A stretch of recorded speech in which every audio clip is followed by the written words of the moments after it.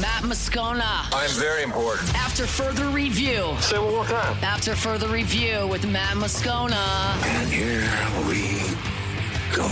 Live from the Mercedes-Benz of Baton Rouge studio. Let's ride!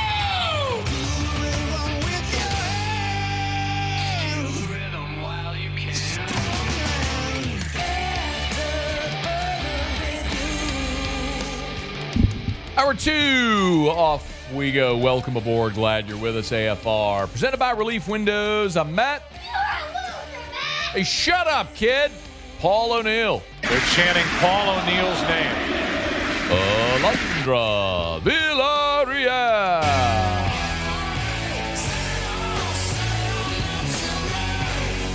And Mr. Toby Tom Blake.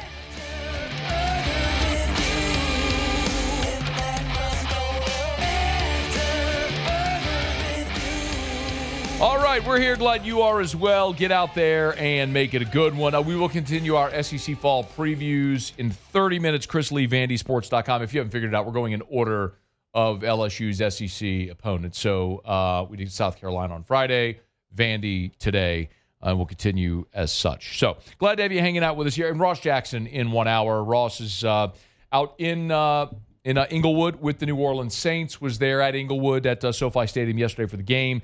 We'll see if we can get an update on Saints practice opportunity, game recap, Saints practice opportunities this week if they do, in fact, work on joint practices with the Rams, and what else we can expect while the Saints are out west before they bring it on home. Saints will play the Jags this coming Sunday at the Dome in their first preseason game at home. So a lot to get to here, and glad to have you hanging out with us. LSU is back on the practice field Monday. There had been some speculation that given the Garrett Nussmeier rumors of a week ago that the media might be a shut out of practice the rest of the way. Not the case. Brian Kelly opened up practice on Sunday for the entirety of practice. Today, Monday, the entirety of practice. Tuesday, we only get to watch probably about the last 30 to 45 minutes of practice, but I'm actually okay with that because that's typically when we see the 7-on-7 and 11-on-11 team scrimmage periods, which I'd rather see that than the individual drills anyway. So I feel like we might be able to glean a little more from that. Let me take this time, if I could, to run through the play-by-play of the team periods.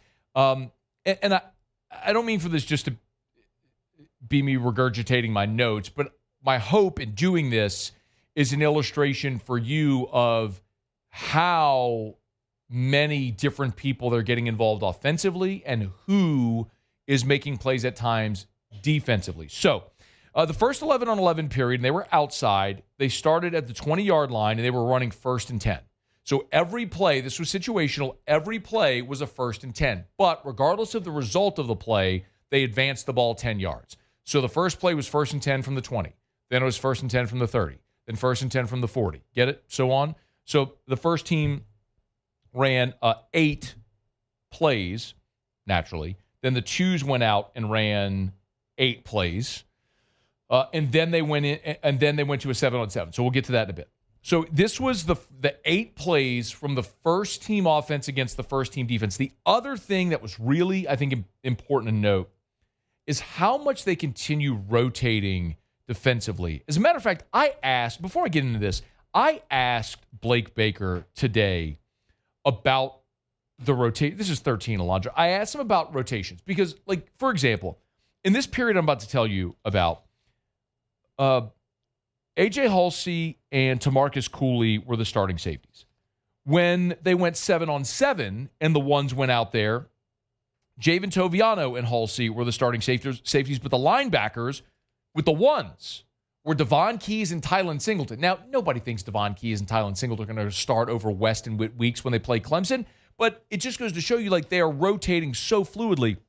When they went red zone, by the way, and this was an 11-on-11 team period in the red zone, it was back to Halsey and Cooley as the starting safeties. All that to say, they are rotating all over the defense so fluidly. And so I asked Blake Baker, is this like because you still don't know who's starting, or are you just trying to get a lot of guys different reps and a lot of different looks? It's a combination of both. It's a really good question. Like right now, how many times do we have the same 11 guys on the field throughout a practice? It's probably pretty rare if you want to sit there and chart it.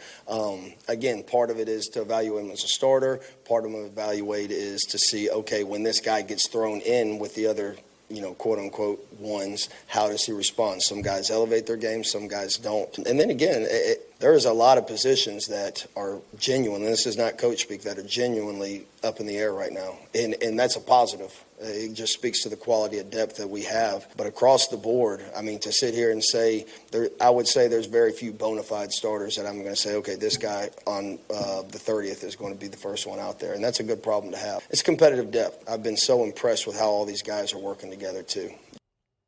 By the way, I completely agree with it. I mean, this much, take it to the bank. Harold Perkins is going to be your starting star, and Whit Weeks is going to be one of your starting backers. And probably West. Like, West and Whit are probably going to be the two starters at linebacker. Perkins is going to be at star.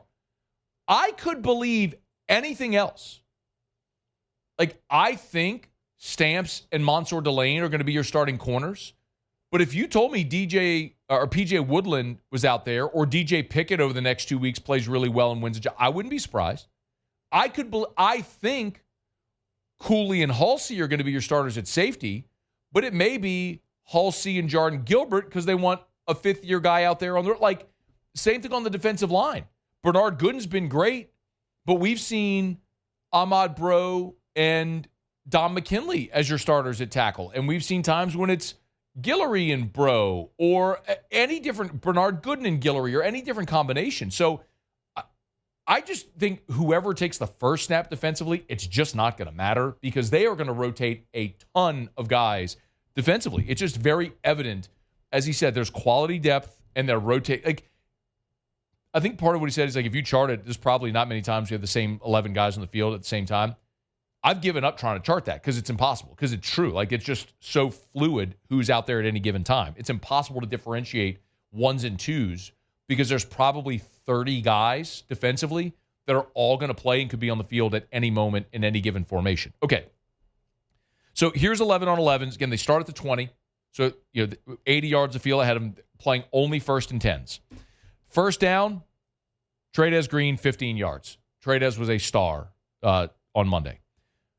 Second play, Caden Durham, a 2-yard run. Third play, Garrett Nussmeier, good coverage, scrambles for 4 yards. I'm telling you, you don't need to buy it. You can wait and see it. I'm just telling you he's a more willing runner.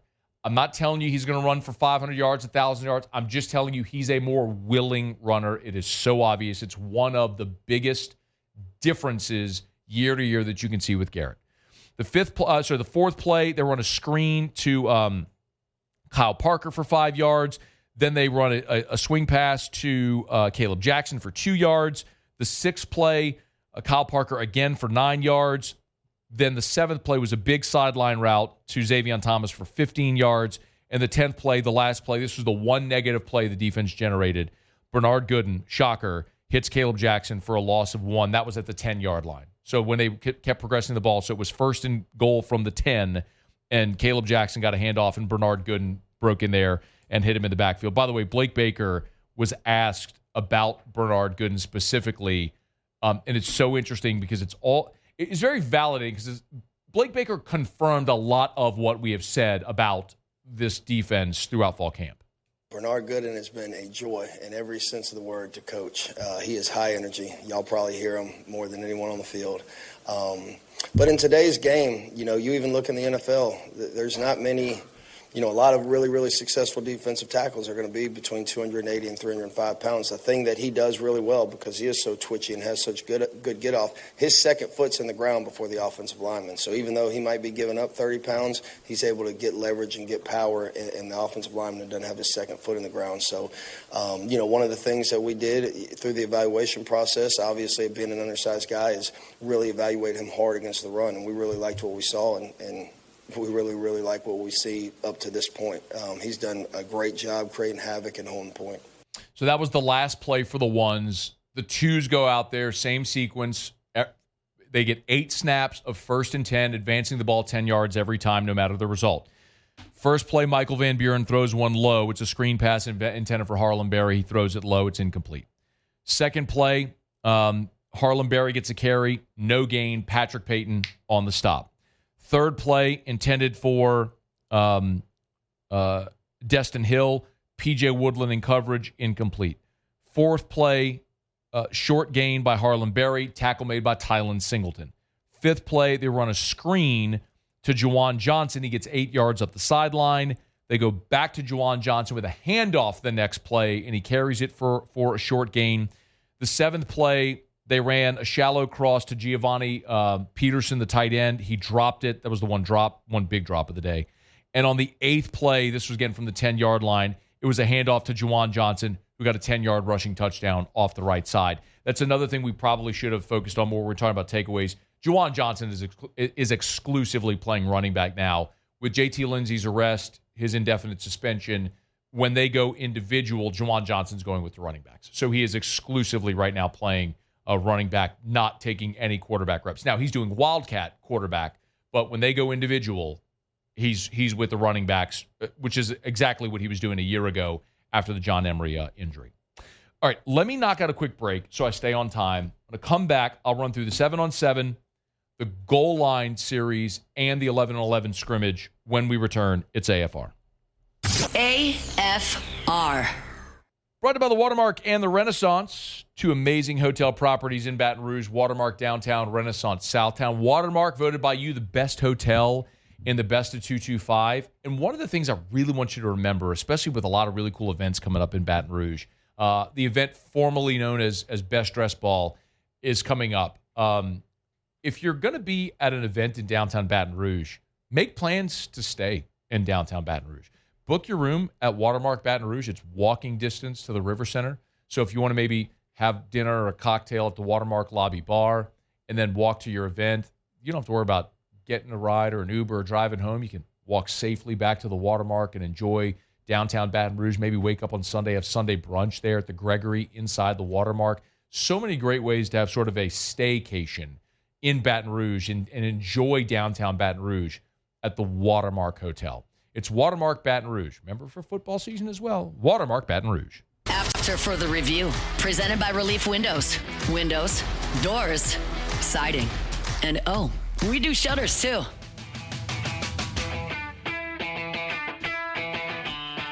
We'll head up to Nashville in about 15 minutes. Talk to our buddy Chris Lee from VandySports.com. We'll continue our SEC fall preview series, taking a look at each of LSU's 8 SEC opponents. We started this last week, so we did the first 3 last week with Florida, Ole Miss, and Florida, Ole Miss, South Carolina. We'll pick up today with Vandy. We'll get Vandy, A&M, Alabama, Arkansas, and Oklahoma as we move throughout this week.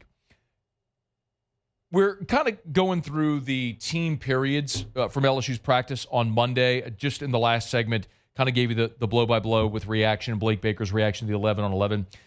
The Tigers went 7-on-7, and Garrett Nussmeier only saw 3 snaps, and largely because they were effective, and so you saw the backups. And then they went red zone. And you're going to see a pretty big disparity when they went red zone 7-on-7 and goal line 11-on-11, because the offense was awesome in red zone 7-on-7, and the defense won the goal line periods. We'll get to that.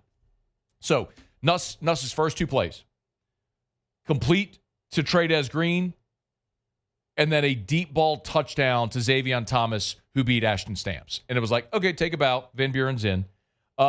Van Buren had a quarterback run on his first play. He had Nick Anderson deep, didn't see him, took off for a short run. Then he threw wide to Aaron Anderson over the middle, who was open. And then on his third play, this has been the conundrum of Michael Van Buren. Aaron Anderson's open over the middle. He misses him wide. The very next play, Xavier Thomas finds a soft spot in the zone, and Michael Van Buren threads it among 3 defenders and hits Xavier Thomas right in the 0 for a nice gain. Like, Van Buren has some of those plays in there, but the consistent inaccuracy is a major problem at this point. Nuss goes back in for 1 play. It's great coverage. He throws the ball away. And again, Brian Kelly said it. What they want from Nuss is make your worst play 0. Don't force it. don't throw into trouble, make your worst play 0. So you are seeing Nuss will take his shots, and he'll thread the needle, but when it's not there, he's throwing it away.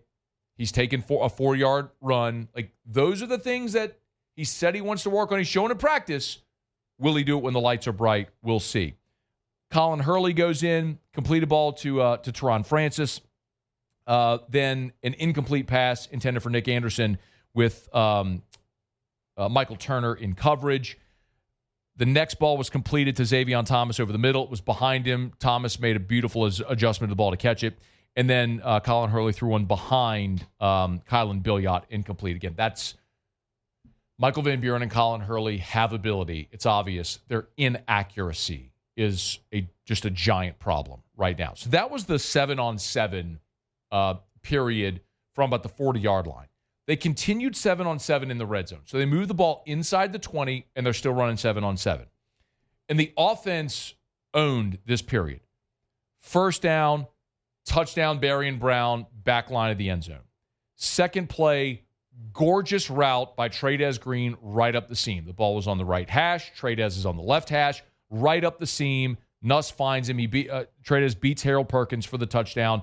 And I'm telling you, Xavion Thomas, Berrien Brown, Tradez Green were massive standouts on Monday. And afterwards, Blake Baker was asked, what's it like for your defense trying to defend against Tradez Green?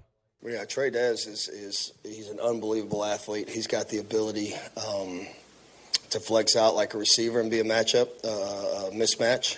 And then he's physical in the run game. The one thing, especially, he's a highly touted basketball player that doesn't necessarily translate to physicality. Tradez will throw it in there. So he provides a problem. The other thing he provides a problem with is you don't know, depending on what personnel, they can line up in a lot of different formations. So he's a mismatch. And I think Coach Sloan and that offensive staff does a really, really nice job of trying to put him in advantageous situations.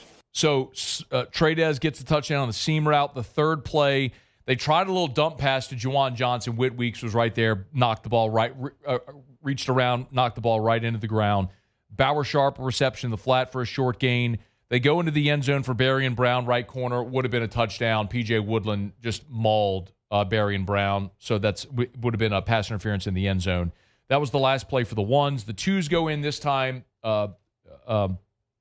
Colin Hurley went in, incomplete over the middle, intended for Jelani Watkins. He sailed it, and then he had Phillip Wright, the same seam route that Tradez scored on, had Phillip Wright open on the seam and sailed it again. So, not a banner day throwing the football today for Colin Hurley. Again, the ability is undeniable. You can see it there. The accuracy is a problem, and he's got to get it. And then Michael Turner was they put Michael Van Buren in. Michael Turner was holding on Aaron Anderson. So the offense in that red zone period, 7-on-7, was pretty dominant.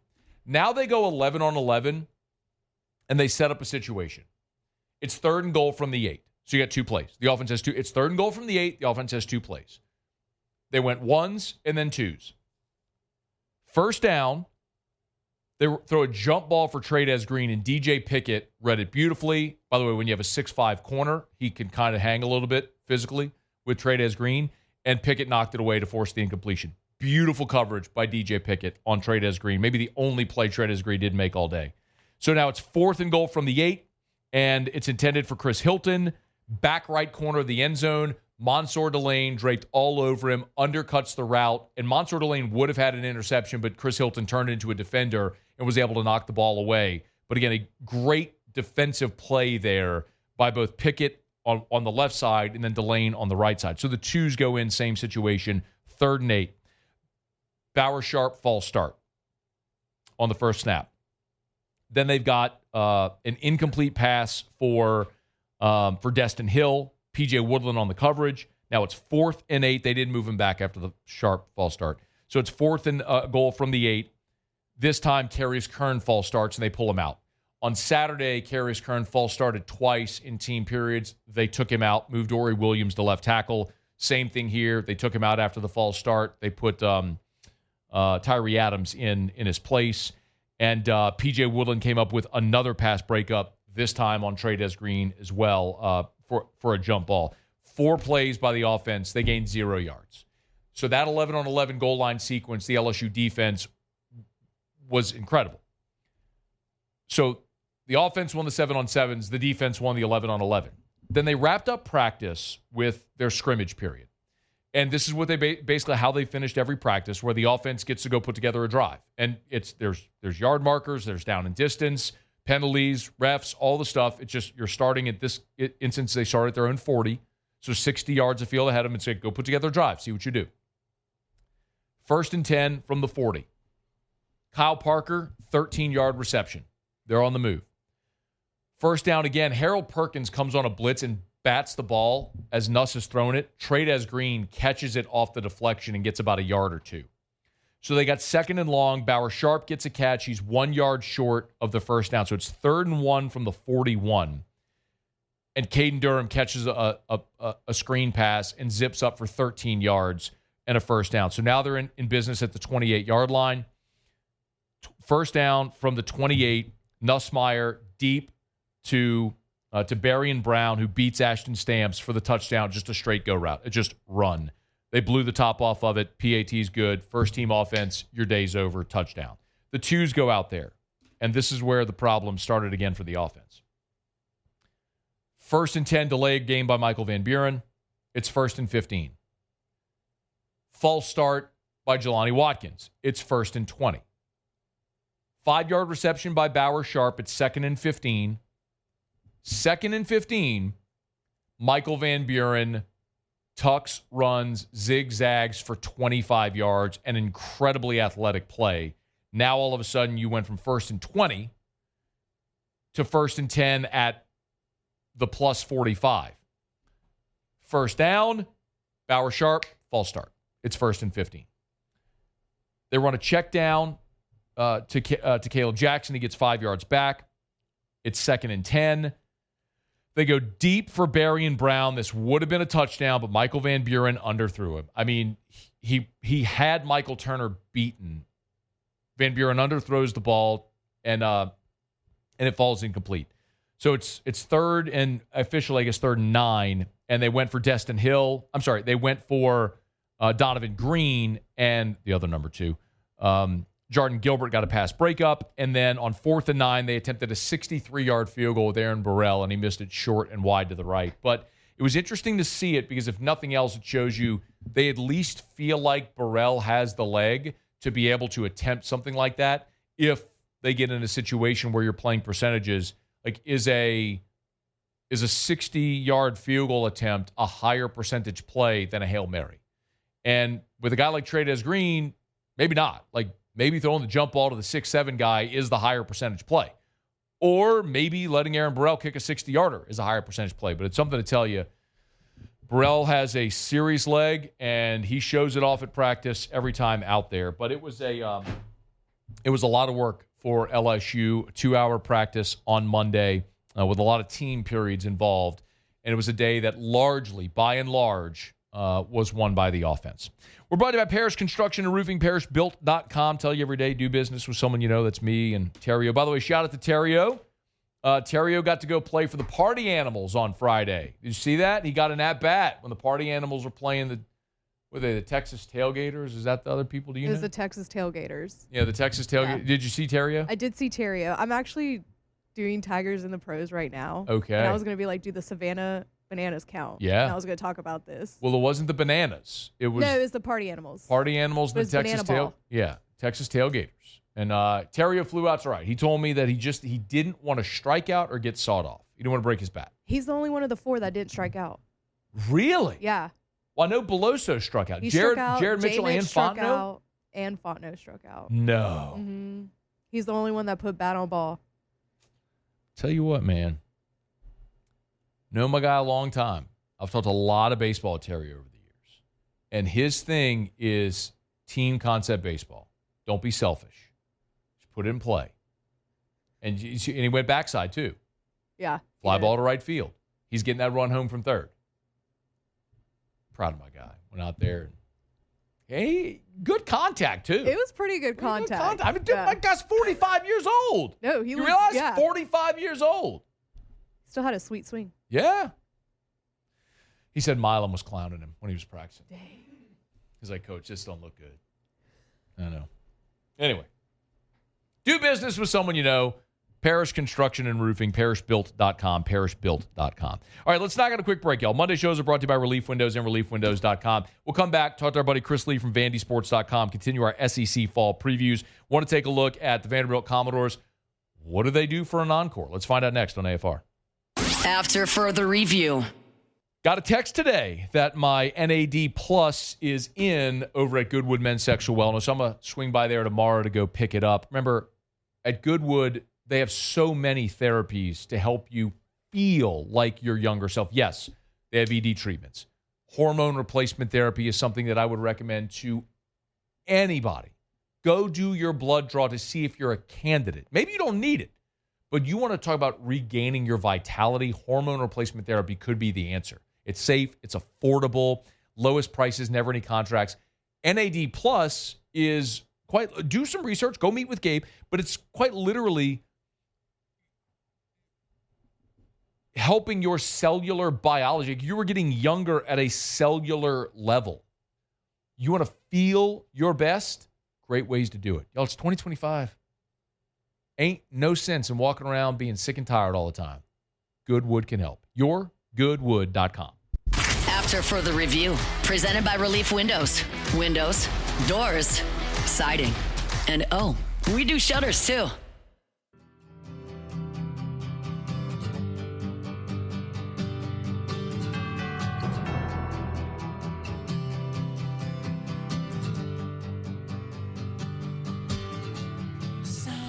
Well, what do they do for an encore in Nashville? Diego Pavia and the gang, a couple of really impressive wins, of course, knocking off number one Alabama, the one everyone knows. They become bowl eligible. They beat Georgia Tech. 7-6 is the finish, and now everyone's looking with Diego Pavia getting an extra year of eligibility. Can they do it again? Let's ask our buddy Chris Lee from VandySports.com. Chris, always great talking to you, man. Thanks for the time. How are you? Yeah, always good to be on with you, and thank you for having me. It's our pleasure, man. Okay, so what do they do for an encore? Go to a bowl game again? Okay.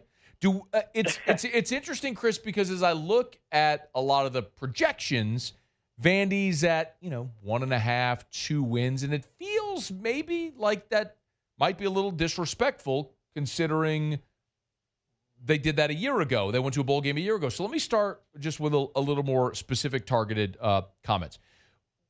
Pavia, with the way he played a year ago, what do we think is realistic for him year 2 there at Vanderbilt? Oh, man, I think he's really, really good. I think, and boy, the whole team discussion, I mean, I gave you kind of not a silly answer, but I mean, this is one of these teams, and it is with Pavia too, by the way, where you can almost look at anything and see whatever you want to see. And I can get into that a little bit later if you want to. But with Pavia, I think the narrative last year was, hey, teams figured him out in the second half, and he wasn't nearly as good. But if you watched him, you could tell from the midpoint of the season on, he was not the same guy. He didn't have the same burst. And he made a couple of comments in the offseason. One of them was that, hey, once Deion Walker fell on me at Kentucky, which, I think when a 330-pound man falls on any of us, we're not the same maybe. He was a different guy. He also talked later about tearing a hamstring. I have to think that was maybe like a strain, which is a partial tear, not like a complete tear. Otherwise, I don't know how he plays. But the point is, he was not the same guy the second half of the season. And their offensive numbers suffered greatly. They were nowhere near the team that played Alabama once he got hurt, which was the following week in the Kentucky game. So you got that aside. For the bowl game, he finally has a month to rest, and he comes back and he accounts for 5 touchdowns, and he looks more like the first guy. So I think it's one of these things where there are two camps. There's one camp that says, okay, teams are going to have more film on him, and they figured him out, and he's not going to be the same guy. And a lot of people are riding with that. And the other camp, if you watched him, you're going, okay, I think it was a health thing. And finally, I think if it was as simple as the film, this is kind of where I stand. Like, Auburn had film on him, although the defense won the Auburn game and not him. But, teams had plenty of film on Diego Pavia. He just executed everything almost to perfection. When he lost his burst is when they weren't the same offense. So, to me, I think he's one of the best quarterbacks in the league, and they've just got to keep him healthy, which, by the way, they made a priority. They've got 4 graduate transfers they brought in that will start on the offensive line. And I think that's the key to their season is can they keep him healthy and upright? Because I think if they do, there's no reason he can't have the kind of season he had last year when he was well. So, Chris, that was going to be my next question. One of the things that's interesting about how Clark Lee, Barton Simmons, how they've built this roster, they've been very intentional by getting old players, right? Not necessarily 5-star guys, but graduates and super seniors and all that sort of stuff. At least that's what they did a year ago. How many of those how much turnover is there? Effectively, a better way of asking, Chris, did they go into the portal and do the same thing again this year?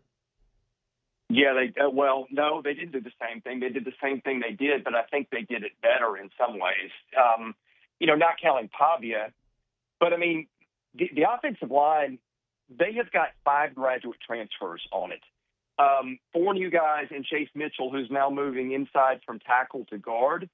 And they have a couple of backups, too, that have a ton of experience. Like, I would bet you if you took all the games their 2 deep on the offensive line has played, it's more than any other offensive line in the country. In fact, Phil Steele has them as a team, is the most experienced team in the country.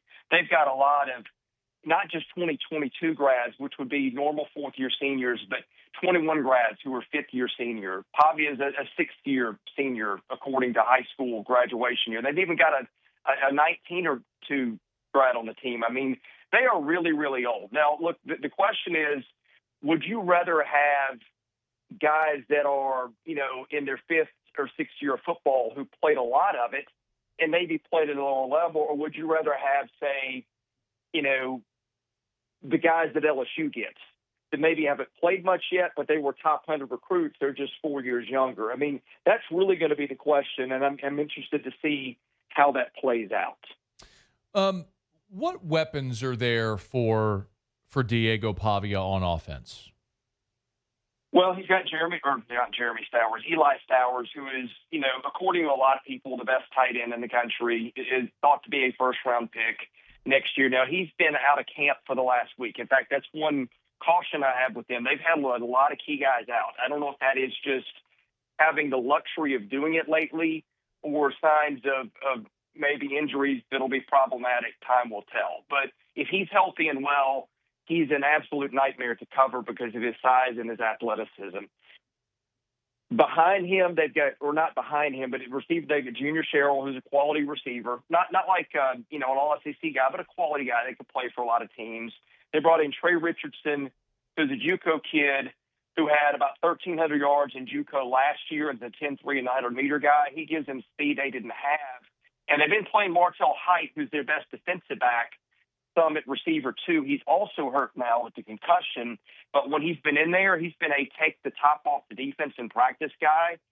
That gives them a degree of explosiveness they didn't have a year ago. Now, look, there are some ifs there with injuries and with a guy that is playing D1 ball after playing JUCO ball for a couple of years. But when I watched him in practice, I feel like they've got more weapons around him in terms of pass catching.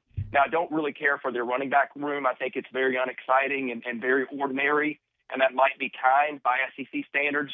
But I think if you look at the receiving room and Stowers, they've absolutely got more guys that a defense has to be concerned about than they did a year ago. He's on Twitter at ChrisLee70, at ChrisLee70, Vandy247, of course, Southeastern. By the way, are we still Southeastern 14 or are we Southeastern 16? Oh, we're 16. We're keeping with the times. We can count unlike some of these other leagues. So the website is Southeastern 16? Well, we've got a website. We don't use it much. 90-something% of our work is at YouTube, and of course the same thing. You can do an audio podcast, of right? Course. Okay, so Southeastern 16 is the podcast. I'm subscribed to it. I was wondering, on the website, and I was like, okay, good to know though, because the YouTube will be the best place to find it. You can search Southeastern 16. They do great baseball coverage as well there. I would highly recommend it to anybody. Flip it over. Clark Lee, although he was a fullback, he's made his hay in coaching as a defensive coordinator. What are the Commodores looking like on the defensive side of the ball? Well, they saved 11 points off their average a year ago. Steve Gregory's going to be running the defense full-time. He and Clark Lee kind of split. But I think Gregory called the defense the second half of the year, and they played pretty well. I think they're at least as good or better everywhere other than maybe safety, where they lost a couple kids who played a long time. They're a whole lot deeper at corner. They've got to get Martell Height healthy. He's their best corner. Again, he's been out recently.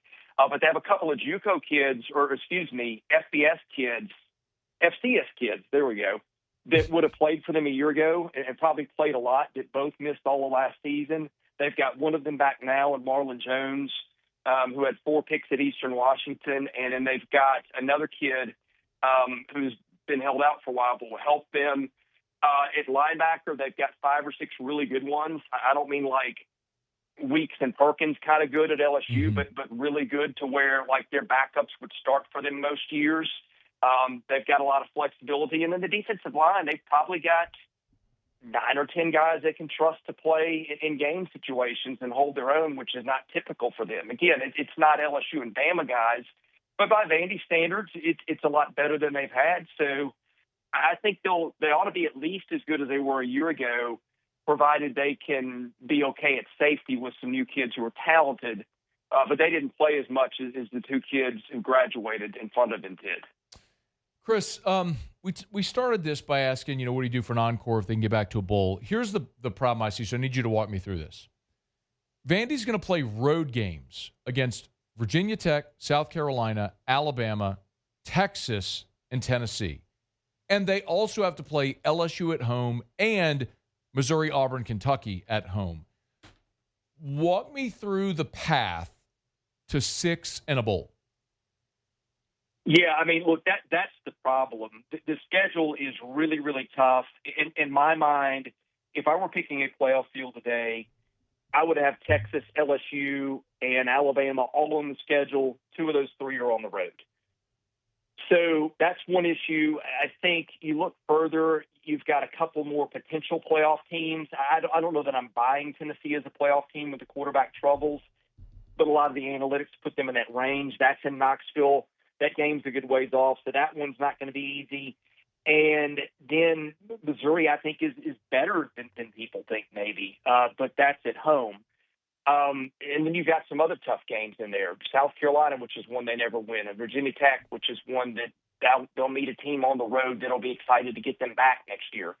That's a pretty tough path. I think the path looks like this, though. If they can go 5-1 or 4-1 going into the Alabama game, which would mean probably beating Charleston Southern, Virginia Tech, Georgia State, and Utah State, that's not undoable.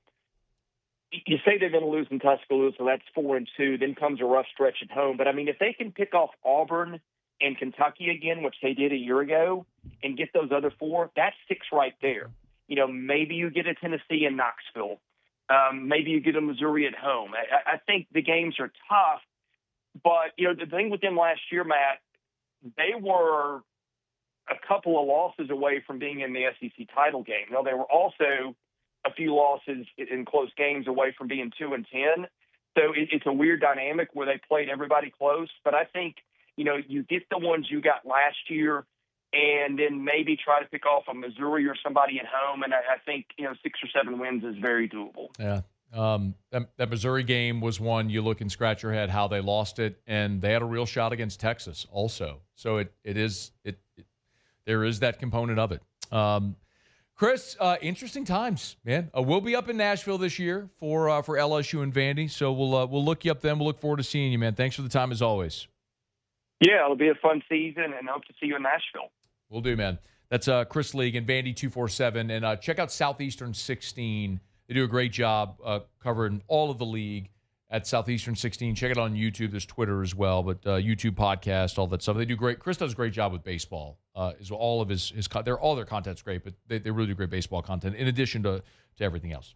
All right, it's after further review. We're brought to you by Lee Michaels Fine Jewelry, lmfj.com, lmfj.com for Lee Michaels Fine Jewelry. Gents, if you're thinking of popping the question, go where gentlemen in our state have gone for 4 decades, Lee Michaels Fine Jewelry, where they want you to be comfortable with your purchase. They want her to be thrilled and you to be the hero. That's why they'll accept exchanges. If she's not thrilled, you can exchange it. If you want to go and try on 1,000 different rings, try on every single piece of jewelry. They're fine with it. They want you to have the most incredible experience buying that piece of jewelry that's going to last, that's going to be in your family, handed down through generations. I mean, think about giving your wife's diamond one day to your daughter and then her daughter. And so this is generations is what we're talking about. It's Lee Michaels Fine Jewelry. They're just the best. LMFJ.com, LMFJ.com for Lee Michaels Fine Jewelry. All right, y'all, it's after further review, and glad to have you hanging out with us here. Ross Jackson in 14 minutes from right now. He's out in L.A. with the Saints. Lost to the Chargers yesterday. I want Ross's reaction to the game, sort of put the little bit of the plan for the rest of the week for the Hoodats out in L.A. before they come back to New Orleans, take on Jacksonville in the Dome this coming weekend. We'll do that when we come back on AFR. After further review. Glow Resources, their complete employer solutions, GLO, glowresources.com, glowresources.com, GLO, glowresources.com. I love telling you about Glow Resources because at Glow Resources, they've maintained their local presence. One of the great things about Glow Resources. Yes, they've expanded and built. Jareth Nakhan's done an incredible job building that business to a multi-state operations, become a huge business. They are still, home base is still Baton Rouge. So, it doesn't matter if you're looking for C-level management. They can help. Maybe you need project managers. Glow Resources can help. Maybe you need to employ your call centers. Maybe you need engineers. Glow Resources can help. If you need to find the right people, Glow Resources should be a first, not a last resort, a first resort for quality and long-term effectiveness. It's Glow Resources. Check them out online at glowresources.com. GLO, glowresources.com, complete employer solutions. After further review, presented by Relief Windows. Windows, doors, siding, and oh, we do shutters too.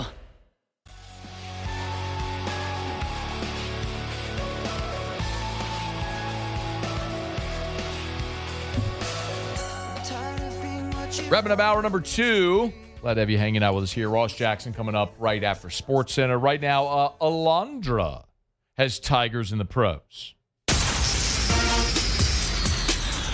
Tigers in the pros. They still bleed purple and gold.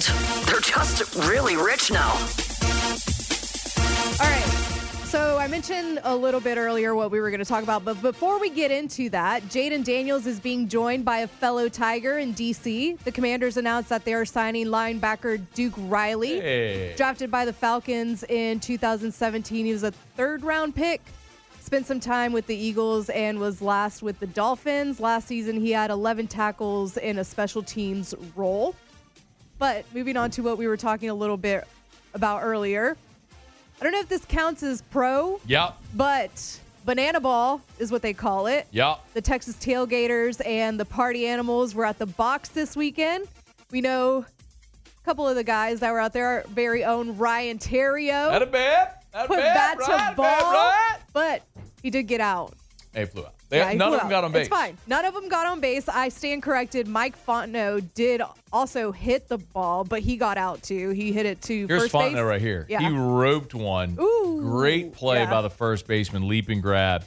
Fontenot got robbed. Fontenot would have had a single. He got robbed. Our guy, the Riot, flew out to right. So there's the Fontenot play right there. See, I mean, that's a hell of a play by the first baseman. That's a pretty good play. Here's the Riot. He put bat to ball. He told me the only thing he didn't want to do was strike out. He didn't. Or get sawed off. He didn't want to break his bat. Yeah. He said that would have been embarrassing. So he flew out to right. Yeah, flew out to right, and then Cade Beloso got him looking. Cade Beloso, strikeout. The Cajun looking. Bambino. I mean, got struck out by the Texas Tailgaters. I mean, striking out's bad. Striking out while wearing an all pink getup. Oof. Not a great look. But he's a Sorry, legend. we love you. We love you, Cade. We love you. Legend. We love you, Cade. Legend. But yeah, that went on at the box last weekend. And J Mitch struck out. Also struck out. J Mitch struck out Come swinging. on. I know. Can we just give him like Kind of swung out his shoes a little bit. Can we give him a little BP fastball? I mean, you struck out by a guy wearing a cowboy hat on the bump. I know. We can't have that. Also, Zach Watson's on the Texas Tailgaters, former LSU outfielder, had a cool play where he caught a pop out and did a backflip at the exact same time. It wasn't a pop out. It was a fly ball to center. Yeah. Yeah. Well, it ended up being a pop out because he caught it. Well, it's not a pop out. anyway. Semantics. It's not a pop out. It was a fly out to center. But he did a really cool backflip while catching the ball, which is amazing. If you haven't seen the video, go look it up. Athleticism I will never have. Looked like a lot of fun. It did. Yeah. I like banana ball. I know it's controversial, but I like it. That's Tigers in the Pros. Thank you. You're welcome. Thank you, Alondra. We're brought by the Williamson Eye Center, 924-2020, 924-2020, or WilliamsonEye.com. That's WilliamsonEye.com. Get those eye exams for your children here as school's getting ready to start. I'll finish the Williamson Eye read later. AFR.